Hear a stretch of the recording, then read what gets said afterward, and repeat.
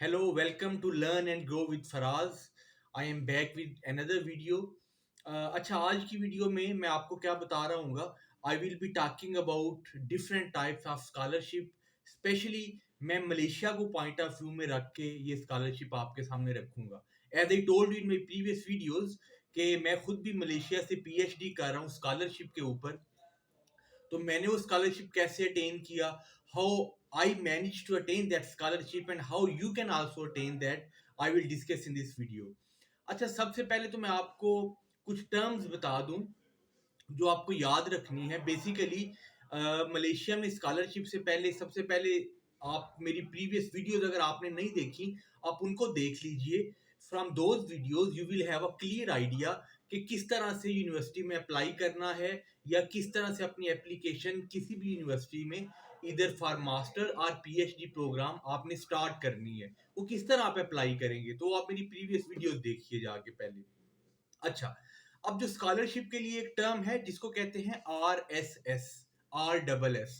RSS basically research scholarship scheme होती है, जो कि हर यूनिवर्सिटी की स्कॉलरशिप स्कीम होती है। बेसिकली जो स्कॉलरशिप्स हैं वो तीन तरह की फंडिंग यूनिवर्सिटी के पास होती है। एक होती है इंटरनेशनल फंडिंग, एक होती है यूनिवर्सिटी की इंटरनल फंडिंग, और एक होती है जी यूनिवर्सिटी की एक्सटर्नल फंडिंग। तो बेसिकली ये तीन तरह की फंडिंग्स हैं जो जिनकी बेस के ऊपर यूनिवर्सिटी ये डिसाइड करती है कि हमारे पास फर्ज करें इंटरनल फंडिंग है, तो हम इस फंडिंग को हमने यूज करना है पीएचडी या मास्टर्स के प्रोजेक्ट के लिए, तो हम इस फंडिंग को यूज कर सकते हैं। ठीक है। तो सबसे पहले तो आपको पता चल गया होगा मेरी वीडियोस देखने के बाद कि अप्लाई कैसे करना है। ठीक है। सो आपकी जो फंडिंग है वो आपको जब आप अप्लाई करेंगे किसी प्रोग्राम के लिए, लेट्स सपोज मास्टर प्रोग्राम के लिए, तो वहां पे आपको बता दिया जाएगा कि आप किस फंडिंग के अंडर आ रहे हैं। ठीक है। सो वो फंडिंग आपके लिए एप्लीकेबल होगी। नॉर्मली जो स्कॉलरशिप दिए जाते हैं, मैं ये भी यहाँ पे बताना जरूरी समझता हूँ कि जो मलेशिया में जो स्कॉलरशिप दिए जाते हैं नॉर्मली वो कितने दिए जाते हैं। मास्टर्स के लिए तकरीबन 2000 रिंगिट, और जो पीएचडीज के लिए तकरीबन 2500, 2800, 3000, या जो अब बड़ी अच्छी यूनिवर्सिटी है जैसे यूनिवर्सिटी ऑफ मलाया है, और यूनिवर्सिटीज हैं, यूतार है, यूटीपी है, university of technology Putrajaya, Petronas, sorry, university of technology Petronas. So और यूनिवर्सिटीज जो अच्छी यूनिवर्सिटीज हैं वो 3500 तक भी स्कॉलरशिप्स देती हैं, बट इट स्टिल डिपेंड्स। अगर यूनिवर्सिटी के पास अच्छी ग्रांट है तो आपका स्कॉलरशिप भी अच्छा अप्रूव हो जाएगा। ठीक है। सो इन चीज़ों को आपने बड़ा माइंड में रखना है। और नॉर्मली मैं एक और चीज़ आपको बता दूं, जो लिविंग एक्सपेंसेस हैं मलेशिया में वो बहुत कम है। बिलीव मी, मलेशिया बहुत एक इकोनॉमिकल कंट्री है। यहाँ पे standard of life is high. However, on the other side, if you see, the cost of living is very low. अगर मैं आपको बताऊं तो मैं इस एक मेरे पीछे अगर आप मेरा रूम देख रहे हो, if I can show you like this, ये मेरा एक रूम है। If I can show you, मैं आपको किसी वीडियो में अपना रूम भी प्रॉपरली दिखा दूंगा। सो इसमें क्या है कि आपका एसी लगा हुआ है, फर्निश्ड रूम है, बेड है, जो वॉल फैन है, वाटर डिस्पेंसर है, अटैच वॉशरूम है। ये सारी फैसिलिटीज अवेल करते हुए खाने पीने का एक्सपेंस डाल के और रेगुलर ट्रेवलिंग का एक्सपेंस डाल के आप 1000, अगर आप थोड़े से मेरी तरह खुले हाथ से खर्च करने वाले इंसान हैं, तो 1200-1300 रिंगट तक आराम से एक बंदा गुजारा कर सकता है। So on the other side अगर मैं कहूं कि जो मिनिमम स्कॉलरशिप है यूनिवर्सिटीज के लिए, जो कि 2000 रिंगिट है, अगर आप वो भी अटेन कर रहे हैं तो आप at the end of the day you are saving your 800 to 1000 ringgit. वो आपकी सेविंग हो रही होती है। ठीक है जी। अच्छा, कुछ चीजें जो बहुत इंपॉर्टेंट हैं स्कॉलरशिप अटेन करने के लिए और स्पेशली एडमिशंस अटेन करने के लिए। सबसे अहम चीज जो मलेशिया में देखी जाती है वो आपकी रेज्यूमे देखी जाती है जी। आप इंटरनेशनल स्टैंडर्ड के ऊपर अपनी रेज्यूमे बनाएं, 1 से 2 पेजेस की रेज्यूमे बनाएं। अगर आपकी प्रोफाइल बहुत हाई फाई है, आपने काफी जॉब्स की हुई हैं, you have plenty of experience 10, 15, 20 years, और उसके बाद आप मास्टर्स या पीएचडी करने आ रहे हैं, तो देन तो ठीक है, आपकी जो रेज्यूमे है वो 3, 4, 5 पेजेस की या इससे ज्यादा की बन सकती है। However, if you are a youngster, if you are a fresher, so आपकी सीवी के अंदर 1 से 2 पेजेस में उसको कंप्लीट हो जाना चाहिए। और कुछ चीज़ें जो सीवी के अंदर आपकी लाज़मी होनी चाहिए, जैसे मैंने आपको अभी पहले भी बताया कि जो रिज़्यूमे है, ये सबसे ज़्यादा मैटर करती है मलेशिया में एडमिशन के लिए।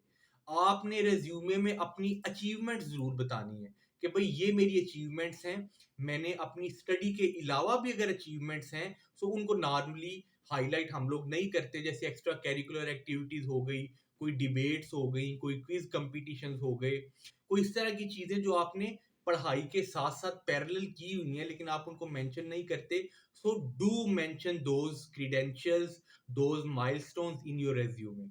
इन चीजों को अपनी सीवी में ऐड जरूर करें।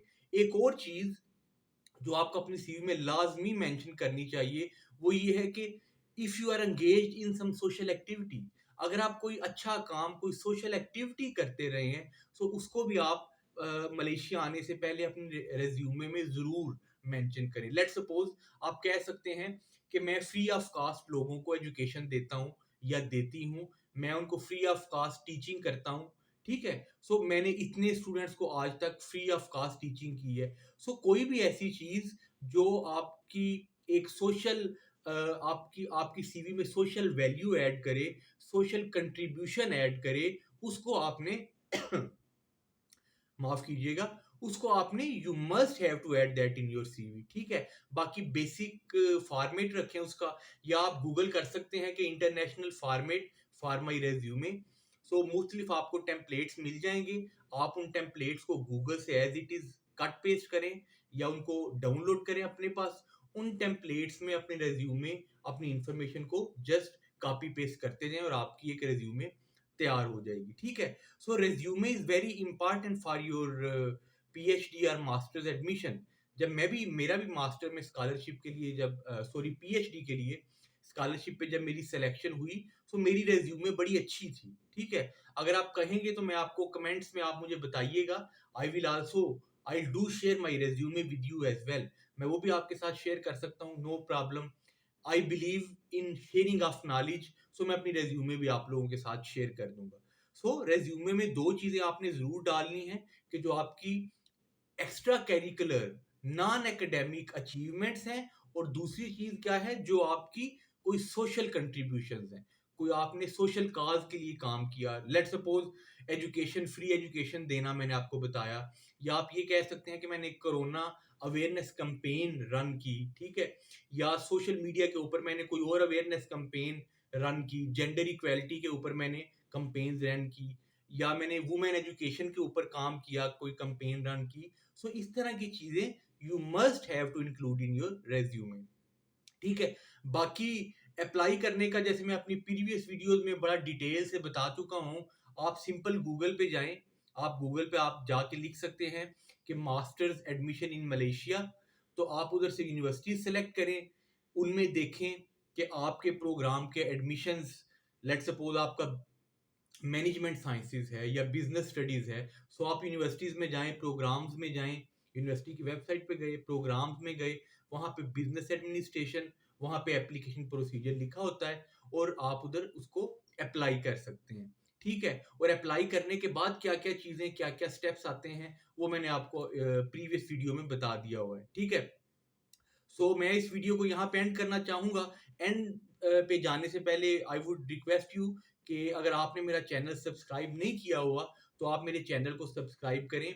ये वीडियो आपके लिए बड़ी हेल्पफुल साबित होंगी, और स्पेशली वो लोग जो मलेशिया आना चाहते हैं।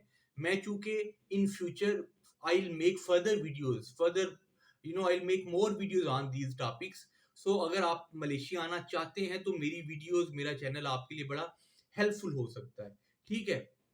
और लास्ट पे बस जाते जाते आपसे यही कहना चाहूंगा कि नॉलेज को शेयर करना सीखें, चीजों को एक दूसरे के साथ शेयर करना सीखें। जैसे मैंने आपको कहा ना कि अगर आप, मुझे कमेंट आते हैं लोगों के इन केस कि भाई आप अपना रेज्यूमे शेयर कर दें, तो मैं वो भी उनकी ईमेल में या उनके डायरेक्ट मैसेज में जाके उनको वो भी शेयर कर दूंगा। सो नॉलेज को शेयर करें, अगर कोई आपको चीज पता है उसको शेयर करें, अगर आपको नहीं पता तो आप पूछ लें, ठीक है। अल्लाह ताला ने भी ये चीज पसंद की है, और अल्लाह ताला के नबी सल्लल्लाहु अलैहि वसल्लम की भी हदीस है कि जो इल्म है ना जी, इल्म जो है ये जी मोमिन की खोई हुई मिरास है। ये जहां से भी आपको मिले आप इसको ले लेना चाहिए। ठीक है, सो अपना बहुत सा ख्याल रखिएगा और इंशाल्लाह आपके साथ नेक्स्ट वीडियो में दोबारा बात होगी। अल्लाह हाफिज।